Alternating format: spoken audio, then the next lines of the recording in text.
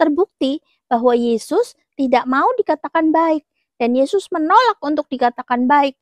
Kata Yesus apa? Kata Nabi Putih, arahan Nabi Isa di dalam Bible, di dalam Markus 2.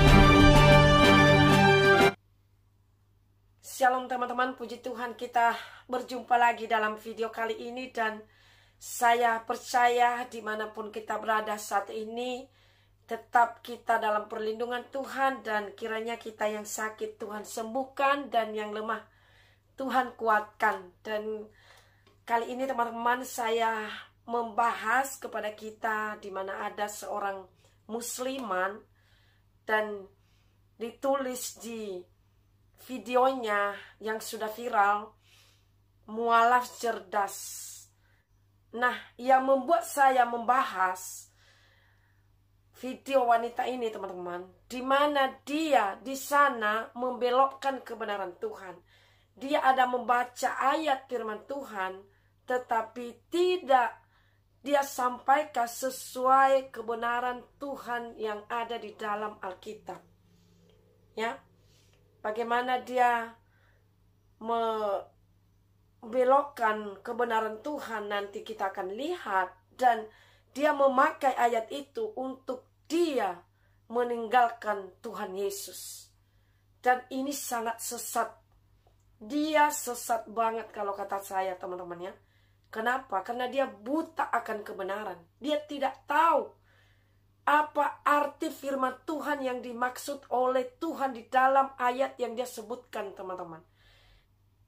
Nah, sekarang saya mengajak kita menyaksikan cuplikan videonya bersama-sama teman-teman. Di dalam Bible mengajarkan ketauhidan seperti yang Yesus ajarkan. Di dalam Markus 12 ayat yang ke-29, Yesus berkata, Sema Yisrael Adonai Eloheinu Adonai Ehad. Ehadnya satu, ya, bukan satu kesatuan, ya. Dan di dalam Lukas 18 ayat 19 terbukti bahwa Yesus tidak mau dikatakan baik dan Yesus menolak untuk dikatakan baik.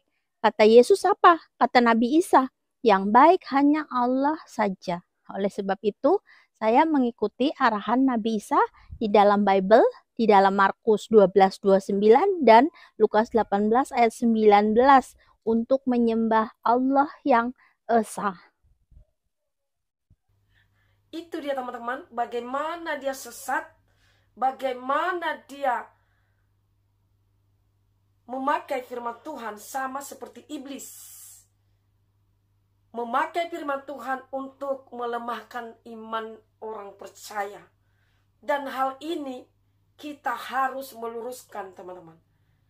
Harus tahu kalau wanita ini sedang dipakai oleh iblis untuk menyesatkan orang percaya. Sungguh saya setelah membaca firman Tuhan yang dia sebutkan, dan saya berkata sungguh sesat orang seperti itu, sungguh disayangkannya. Dan memang inilah orang-orang yang ditentukan untuk binasa teman-teman. Ini orang-orang yang ditentukan untuk binasa. Nah, mari kita membaca firman Tuhan yang dia sebutkan di dalam Lukas 18 ayat 19. Tetapi saya ajak kita untuk melihat dari ayat 18-nya.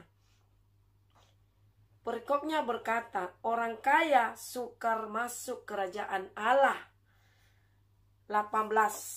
Ada seorang pemimpin bertanya kepada Yesus, katanya, Guru, yang baik apa yang harus aku perbuat untuk memperoleh hidup yang kekal? Jadi itu dia teman-teman. Di ayat 18-nya tadi, orang kaya sedang bertanya kepada Yesus, apa yang aku perbuat untuk mendapatkan hidup yang kekal? Nah, ayat 19-nya. Jawab Yesus, mengapa engkau katakan aku baik? Tidak seorang pun yang baik selain daripada Allah saja. Nah, tidak ada dicatat di sini Yesus menolak dikatakan dia baik. Memang Yesus pada saat itu dia sedang berkata-kata kepada orang kaya dan memberikan perumpamaan.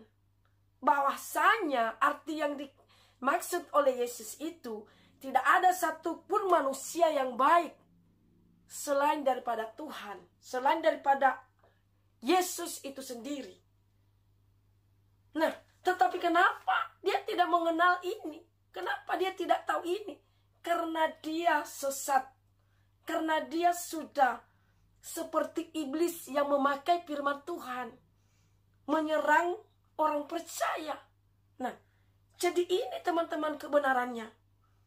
Nah, jadi kalau dia pakai ini tadi untuk dia mengkhianati Tuhan, itu tidak betul sama sekali. Nah, jadi sudah banyak orang-orang yang meninggalkan imannya melakukan hal ini, teman-teman. Bahkan lebih lagi, ya, mereka meninggalkan Tuhan, tetapi perbuatan mereka seperti itu, ya. Jadi sekali lagi kukatakan, inilah orang-orang yang ditentukan untuk binasa. Dia melawan Tuhan, dia melawan Tuhan yang menciptakan langit dan bumi, ya. Dia melawan firman Allah, dia melawan firman Tuhan, dan sama aja dia melawan Tuhan. Dan itu tidak ada ampunan, ya. Itu kata kebenaran firman Tuhan. Kita lanjut ayat 20. Engkau tentu mengetahui segala perintah Allah. Ini lanjutannya tadi, teman-teman, ya. Karena orang kaya itu tadi bertanya, apa yang harus aku lakukan untuk memperoleh hidup yang kekal? Ayat 20-nya. Engkau tentu mengetahui, kita ulangi, segala perintah Allah. Jangan berzina, jangan membunuh, jangan mencuri, jangan mengucapkan saksi dusta. Hormati ayahmu dan ibumu. Nah, ini aturan-aturan yang harus disampaikan Tuhan Yesus untuk dilakukan. Nah, ayat 21-nya, kata orang itu, kata orang kaya itu, ya. Kata orang itu, semua itu telah kuturuti sejak masa mudaku. Sejak masa mudanya, artinya dia sudah melakukan hal itu. Dia taat kepada hukum Taurat. Dia menghormati ayah dan ibunya. Dia tidak mencuri. Dia tidak mengucapkan saksi dusta. Nah, dia sudah menuruti itu di ayat 21-nya. Ayat 22-nya kita lihat.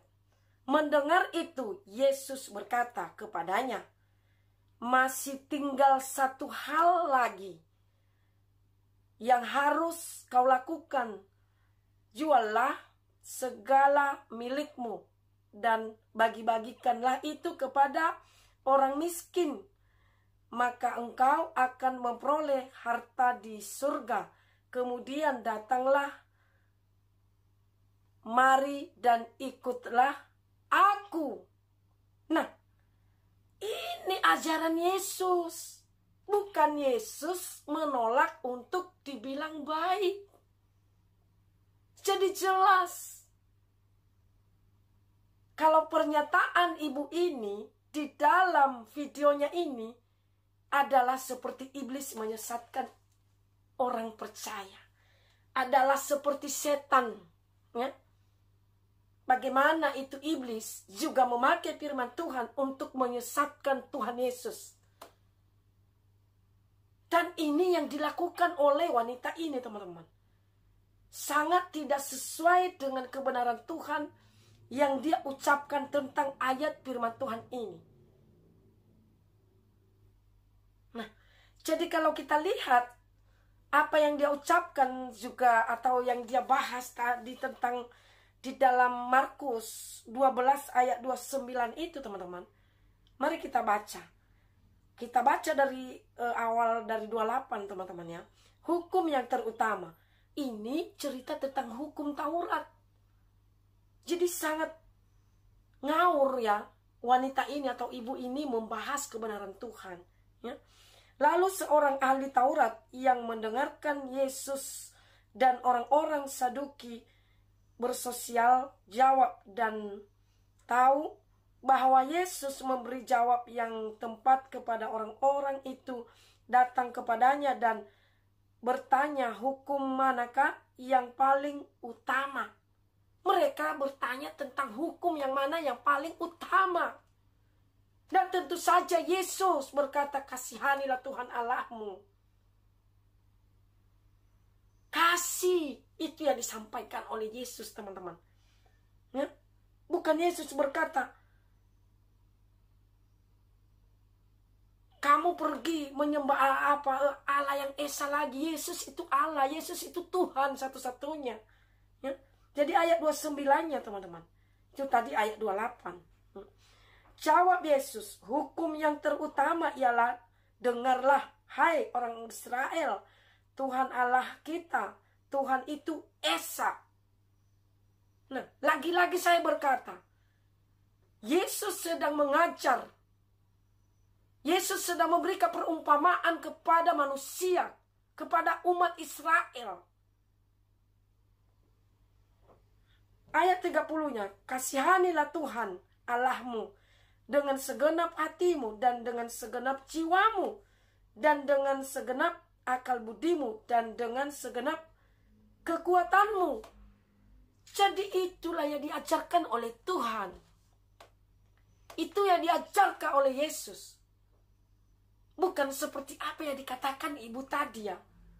Saya berulang-ulang berkata dia adalah penyesat. Ya. Jadi sangat disayangkan ya, mereka ini kalau meninggalkan imannya atau kalau mereka beralih kepercayaan, kenapa selalu terjadi hal ini? Kenapa selalu mereka menjadi penyesat?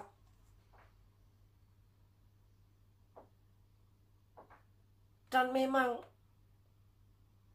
kita harus mengerti dan memahami kebenaran Tuhan, teman-teman ya, agar kita tidak disesatkan oleh orang-orang yang seperti ini. Nah, jadi mari kita teman-teman tetap kokoh dan tetap percaya kebenaran Tuhan. Jangan kita telan apa yang disampaikan oleh orang-orang semacam itu. Dan saya berharap teman-teman, dimanapun kalian berada, biarlah Tuhan tolong dan Tuhan memberkati.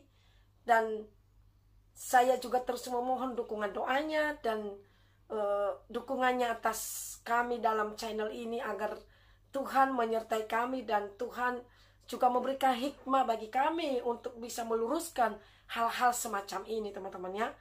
Jadi Tuhan Yesus memberkati kita. Sampai jumpa di video yang berikutnya. Shalom buat semuanya.